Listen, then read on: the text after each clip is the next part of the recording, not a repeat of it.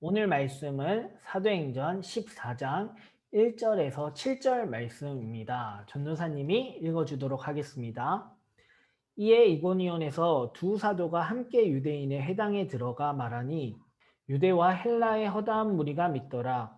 그러나 순종하지 아니하는 유대인들이 이방인들의 마음을 선동하여 형제들에게 악감을 품게 하거늘 두 사도가 오래 있어 주를 힘입어 담대히 말하니 주께서 그들의 손으로 표적과 기사를 행하게 하여 주사 자기 은혜의 말씀을 증언하시니 그 시내의 무리가 나뉘어 유대인을 따르는 자도 있고 두 사도를 따르는 자도 있는지라. 이방인과 유대인과 그 관리들이 두 사도를 모욕하며 돌로 치려고 달려드니 그들이 알고 도망하여 루가오니아의 두 성 루스드라와 더베와 그 근방으로 가서 거기서 복음을 전하니라. 아멘.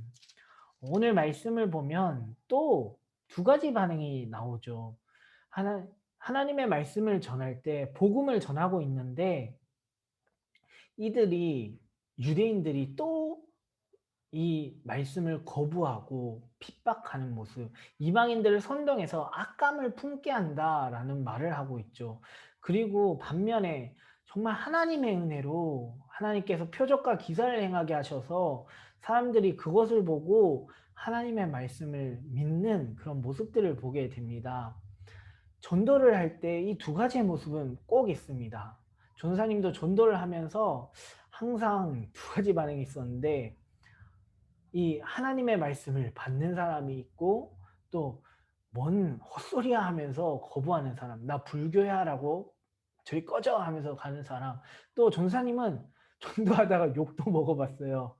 막 예 하고 이제 그냥 욕 먹고 말았는데 이 두 가지 모습은 반드시 있습니다. 그러나 우리가 해야 될 것은 오늘 이 바울과 바나바가 다른 지역 루스드라와 더베 그 근방 지역으로 가서 계속 복음을 전하던 모습, 우리가 계속해서 이러한 모습으로 살아가야 한다는 거예요.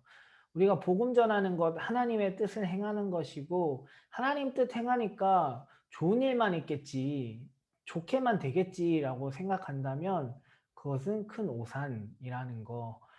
핍박이 있기에 우리가 하나님의 뜻을 행한다라는 것을 또 반증이 될 수도 있어요. 그리고 이 전도만이 아니라 더 나아가서 하나님의 뜻을 행한다 할 때 우리의 생각으로는 하나님의 뜻을 행하는 거니까 좋은 일들만 일어나겠지라고 생각할 수 있는데 그렇게 생각하면 안 된다라는 것을 잘 기억했으면 좋겠습니다.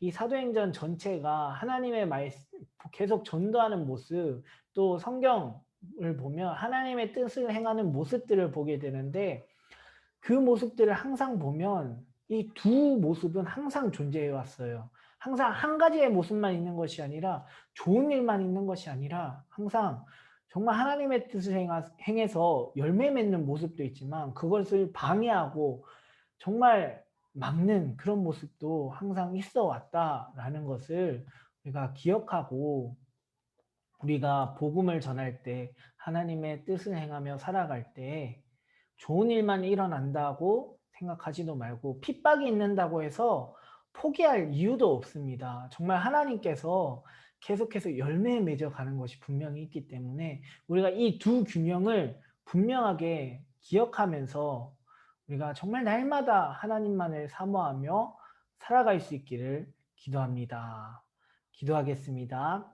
하나님, 오늘 말씀을 보면서 바울과 바나바가 계속해서 하나님의 말씀을 전하는 모습을 보게 됩니다. 하나님, 그때 전에도 있었지만 오늘 또 보면 이 하나님의 말씀을 믿는 자와 믿지 않는 자, 방해하는 자, 정말 이 두 가지의 모습이 보게 됩니다. 하나님, 우리도 살아갈 때, 복음을 전할 때, 하나님의 뜻을 행할 때, 이 두 가지 모습이 항상 공존한다는, 항상 있다는 그 사실을 기억하며, 우리가 낙심할 필요도 없고, 포기할 필요도 없고, 또 우리가 좋은 일만 일어난다는 생각으로, 기대감으로 실망할 필요도 없고, 우리가 분명하게 이 균형을 잘 맞추며 우리가 바라보아야 할 것은 상황이 아니라 하나님의 뜻임을, 그 사실을 분명히 기억하며 날마다 살아갈 수 있도록 내가 무엇을 해야 하는지, 무엇을 전해야 하는지 그것만 바라보며 나아갈 수 있도록 인도하여 주시옵소서. 감사드리며 예수님의 이름으로 기도드립니다. 아멘.